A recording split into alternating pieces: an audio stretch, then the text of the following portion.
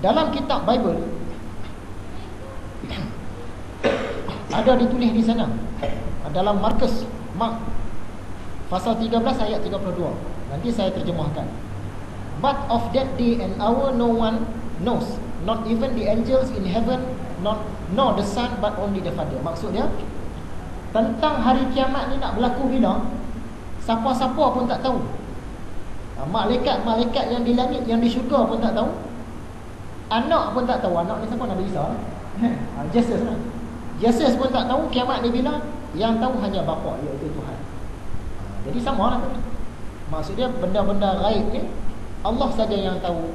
Tapi kadang-kadang ada sebahagian dia bagi tahu pada nabi-nabi dia. Itu benda-benda gaib. Macam Nabi Khidir kan, dia jumpa budak kecil, dia pulih kepala, mati. Nabi Musa tanya, kenapa bunuh ni? Dia tak nak dosa lagi budak ni. Dia benda gaib dia tahu. Dia kata budak ni bila besar nanti dia akan menyusahkan mak bapak dia sampai mak bapak dia ni rosak agama. Jadi aku ni kena bunuh dia siap-siap. Tapi khusus untuk dia satu orang. Jangan ada orang lain, untuk guru mana dia mengaku dia ada ilmu Nabi Khidir, kita jangan percaya.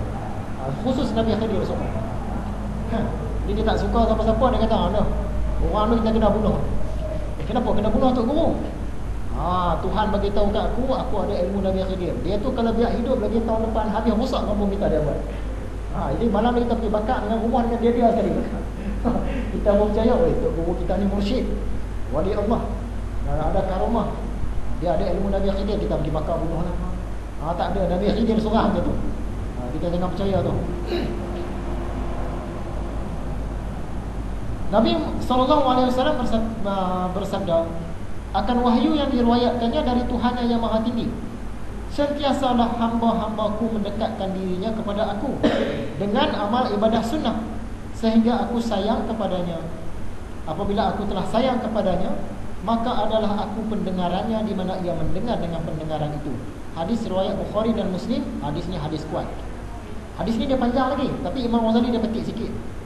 Maksudnya kalau kita ni bersungguh-sungguh dalam agama ni, terutamanya dengan hubungan kita dengan Allah tu, kita bina sampai naik makam, sampai satu peringkat Tuhan dah sayang dengan kita, kita mendengar ni dengan Tuhan. Dia kata sini apa? Maka adalah aku pendengarannya, di mana ia mendengar dengan pendengaran itu. Jadi itu yang wali-wali tu kadang-kadang benda hak jauh-jauh dia tahu, walaupun tanpa perantaraan jin-jin. Sebab apa? Dia mendengar tu dengan Allah dah. Dia mendengar dengan Allah. Allah semua benda dia dengar, mana ada benda dia tak dengar. Semua benda dia nampak, tak ada satu benda yang dia tak nampak.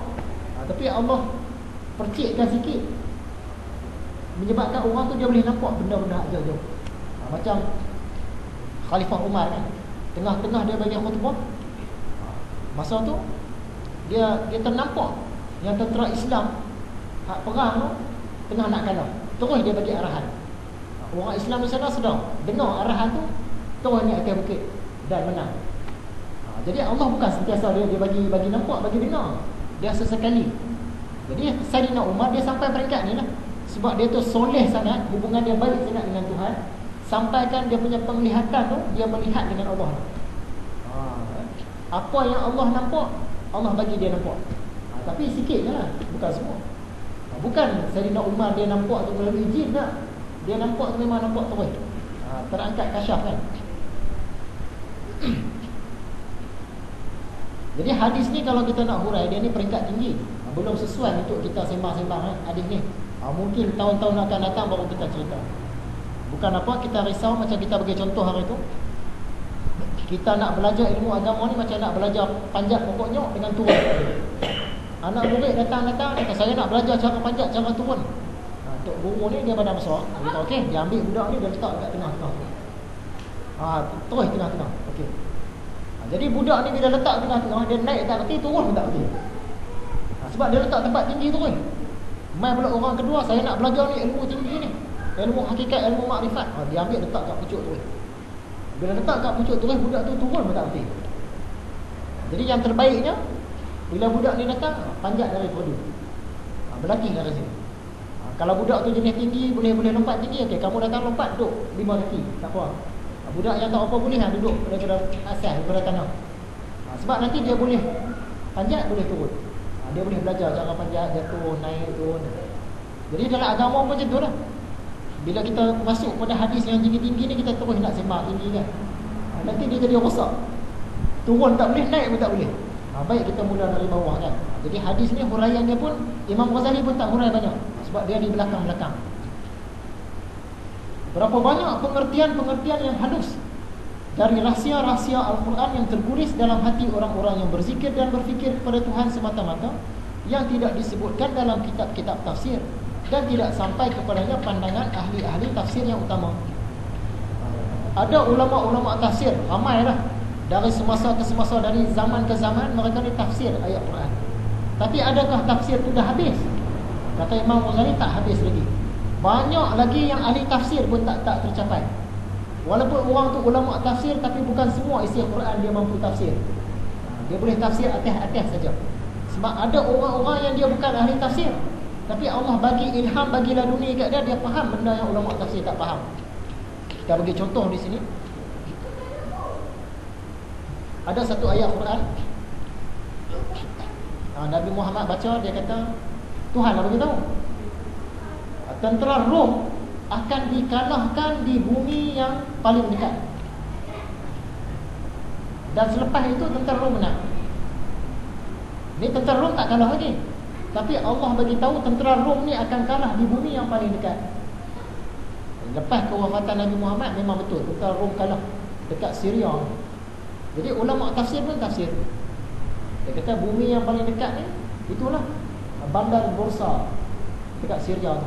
Kenapa dia paling dekat? Sebab dia dekat dengan Baitul Maqdis. Ulama tafsir dulu, ulama tafsir. Lepas kurun orang zaman sekarang, dia kaji balik. Dia bukan ulama tafsir pun, tapi dia kaji balik, dan dia dapat tafsir yang lebih tepat. Ayat Quran tu kata tentera Rom akan dikalahkan di bumi yang paling dekat. Tapi dekat ke mana? Kita tak tahu dekat ke mana. Bila dia kaji kawasan berlakunya peperangan tu, iaitu dekat dengan Laut Mati, rupanya kawasan itu adalah kawasan yang paling rendah dalam dunia. Tu maksud yang paling dekat tadi tu, maksud dia dekat dengan perut bumi kan? Laut Mati itu laut yang paling rendah. Kawasan tu kawasan yang paling dekat dengan perut bumi. Quran dah bagi tahu dah. 1400 tahun dulu bagi tahu, tapi ulama-ulama tafsir pun tak dapat. Orang zaman sekarang dapat. Bila kita kaji-kaji kawasan mana yang paling rendah, maksud dia rendah daripada laut. Tapi sebabkan kawasan sekitar Laut Mati itu duduk jauh ke tengah darat, kita tak perasan lah dia duduk bawah pada laut. Macam negeri Belanda ni, Holland, Netherlands. Negeri Belanda ni laut duduk atas, dia duduk bawah. Sampai kan terpaksa buat benteng.